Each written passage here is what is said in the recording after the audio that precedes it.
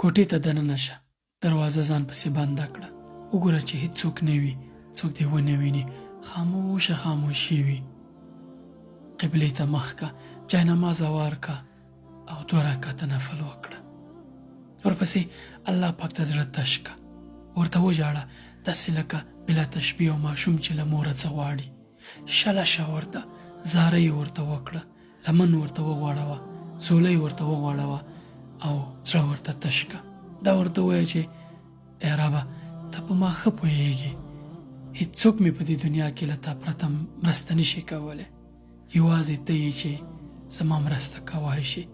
زه دا فلانی مشکل لرم چې هر مشکل لري ورته یاد یې که، بار بار یې یاد که، ټینګار پې وکړه او ورته ووایه چې یا الله دا مشکل مې راته حل کړه. تکرار په ټینګار باندې خپل عذر ورته وړاندې که او ورته ووایه. خپله اړیکه بیا ورغوله الله پاک سره. الله پاک سره دې داسې اړیکه جوړه کړه چې کله ورته راشي ناهیلی ستون نشي.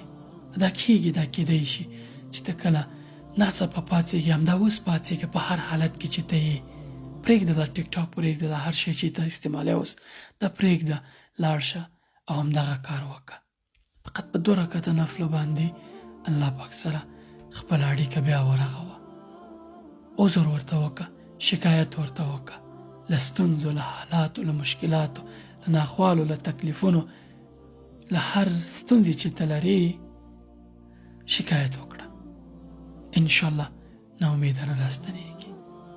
دا تجربه که یقیني یم چې خوشحاله به یې ورسره.